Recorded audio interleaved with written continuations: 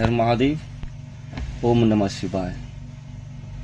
देखो भाई, मैं अपनी आज की अध्याय शुरू करूं उससे पहले मैं आपको एक बातें बता देना चाहता हूं। मैंने पूर्व में ही बोला था कि हमारी बातें एक साधक के लिए हैं जो अपनी साधना के क्षेत्र से गुजर रहे हैं, न कि उसके लिए जो साधना के नाम पे ढोंग कर रहे हैं। क्योंकि हमारी बातें केवल और केवल अनुभव के आधार पे है, इसीलिए इसकी समझ उन्हें ही हो सकती है जो इस अनुभव को थोड़ा बहुत अनुभव किए होंगे अथवा इस रास्ते से गुजर रहे होंगे। हाँ, दूसरी बात है, किसी भी तत्व को, किसी भी विषय को साधने से पूर्व उसकी अवस्था और उसकी ज्ञान, उसकी जानकारी जरूरी हो जाती है। क्योंकि किसी चीज को जानने समझने के बाद ही तो साधने की प्रक्रिया प्रारंभ होती है। हाँ, तो मेरा काम ये नहीं है कि मैं तुम्हें अनेकों ऐसे चीज बताऊं, अनेकों ऐसे प्रलोभन दूं, या फिर अनेकों ऐसे सत्य को असत्य के रूप में रूपांतरित कर एक आकर्षण बनाने के लिए अनेकों ऐसी बात कहूं। हाँ, जिससे तुम आकर्षित होकर के हमारा वीडियो देखने आओ, हमारे चैनल को सब्सक्राइब करो, तो ये सब हमसे नहीं होगा। हाँ, तो चलो मैं अपनी अध्याय को प्रारंभ करता हूँ। सुषुम्ना अध्याय 2। नंबर 1, पहली बात ये जानो कि चित्त मध्य में कब स्थित होती है। मध्य से तात्पर्य होती है आज्ञा चक्र, जहां दोनों नाड़ियों में प्रवाहित हो रही ऊर्जा एक केंद्र पे आकर के मिलती है। या फिर आप उसे इस प्रकार से भी देख सकते हो कि जब चित्त अपनी विषमता को त्याग कर सम अवस्था में रूपांतरित होती है, तब वो अपने केंद्र पे स्थिर रहती है। हाँ, नंबर 2, सम अवस्था से तात्पर्य होता है कि जब दो नाड़ियों में प्रवाहित हो रही ऊर्जा मन और हृदय में अपने गुण से संबंधित भाव, इच्छा, विषय, विचार प्रकट करती है, और जब तक मन इन दोनों नाड़ियों में प्रवाहित हो रही ऊर्जा के स्वभाव और प्रकार में उलझा फंसा रहता है, तब तक ऊर्जा कभी मध्य में केंद्रित और स्थिर नहीं हो सकती है। हाँ, जब व्यक्ति अपने समझ और अनुभव से ज्ञात कर लेता है कि तमस और रजस, ये दोनों गुण व्यक्ति के मनोअवस्था में नित्य परिवर्तन का कारण बनती है, रूपांतरण अथवा तुलना का कारण बनती है, और व्यक्ति इसी में उलझा फंसा रह जाता है, निरंतर तर्क करता रह जाता है, कभी सुख को पकड़ता है तो कभी दुख में उलझता है। पाप पुण्य, सकारात्मकता नकारात्मकता, हाँ, जीवन मृत्यु, यही ये दो रूप में हमेशा तर्क होते रहती है। जैसे विषय में उलझ कर ये तुलना, विषय में उलझ कर ये तुलना छोड़ने और पकड़ने की क्रिया नित्य होते रहती है। परंतु अगर इसके मूल कारण को जानोगे तो ज्ञात हो जाएगा कि ये सभी मनोअवस्था चित्त को विषम बनाती है, चंचल बनाती है, उसके शाश्वत स्वरूप स्थिरता है। हाँ, और ये जब भी इस प्रकार की तुलना होती है तो ये सर्वप्रथम चित्त के स्थिरता का नाश करती है, और हर मनोअवस्था का कारण यही ऊर्जा, और जिस रास्ते से ऊर्जा गति कर रही होती है वही इस तुलना, तर्क और रूपांतरण की कारण बनती है। नंबर 4, जिस प्रकार जब एक समान सीधी रास्ते, जब एक नदी समान और सीधे रास्ते तय कर रही है, परंतु एक जगह जा करके अपने आप को 3 अलग अलग दिशा में बदल ले, रूपांतरित कर ले, तो जहां से ये दिशा बदल रही है, जहां जाकर के ये बट रही है, जहां जाकर के ये कट रही है, वहीं मध्य में उसका केंद्र बन जाती है। इसी केंद्र और मध्य की अवस्था को आप सुषुम्ना के रूप में देख सकते हो, समझ सकते हो। नंबर 5, जिस प्रकार से ये नाड़ी 3 अलग रास्ते में विभाजित हुई, वहीं से उसका नाम, उसका गुण और उसका परिभाषा बदल जाती है।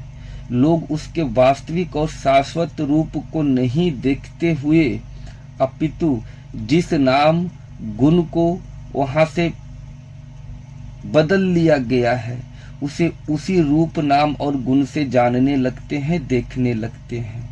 इसी प्रकार जब ऊर्जा आज्ञा चक्र पे आकर अपने रास्ते 3 नाड़ी के रूप में अलग कर लेते हैं, तब व्यक्ति उस ऊर्जा को किसी विषय, भाव, विचार, गुण के रूप में देखने, समझने और जानने लगते हैं, ना कि उसे ऊर्जा के रूप में देखते हैं।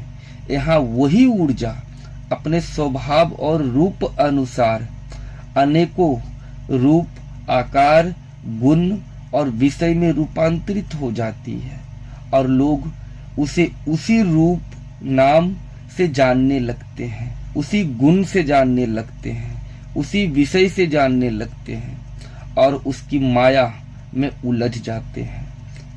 हाँ, जिस कारण चित्त अपने मूल स्वभाव से अलग हो जाता है, क्योंकि यहीं से तुलना और तर्क प्रारंभ हो जाती है, यहीं से पकड़ने और छोड़ने की क्रिया प्रारंभ हो जाती है।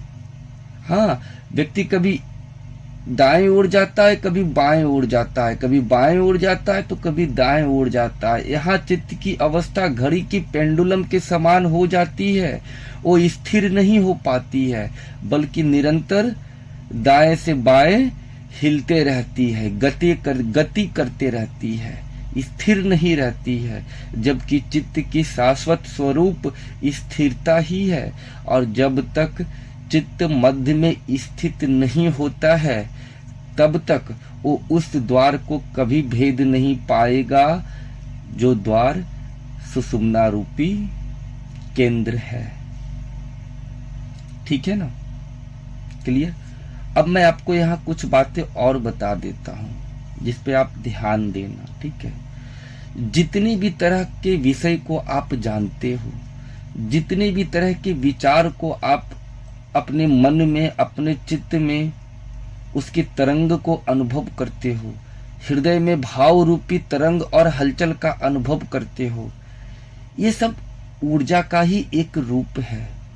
ये ऊर्जा कहाँ पे आकर के अपना गुण, अपना प्रकार, अपना नाम बदल ले रही है, कभी रूपांतरित कर ले रही है। कभी इस बात पे गौर किया? नहीं किया। ये ऊर्जा जब मेरुदंड से सीधा ऊपर की ओर गति करती है तो हृदय चक्र में भाव उत्पन्न हो रही है, विषय उत्पन्न हो रही है, इच्छाएं उत्पन्न हो रही है। और यहाँ क्या हो रहा है? यही ऊर्जा विषय स्वरूप हो जा रही है, यही ऊर्जा भाव स्वरूप हो जा रही है, यही ऊर्जा इच्छा स्वरूप हो जा रही है।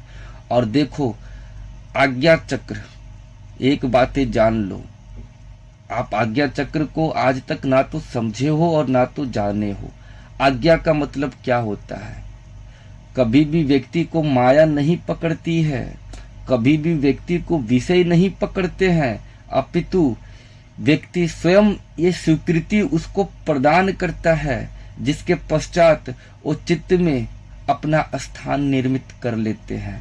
और ये स्वीकृति, ये आज्ञा की कार्य इसी आज्ञा चक्र रूपी केंद्र से प्रारंभ होती है। तो अब देखो, लोग व्यक्ति वैसा बोलते हैं मुझे कि आप सरल शब्दों का प्रयोग करो, आम बोलचाल भाषा में प्रयोग होने वाली हिंदी का प्रयोग करो। भाई, इससे सरल भाषा और क्या हो सकती है?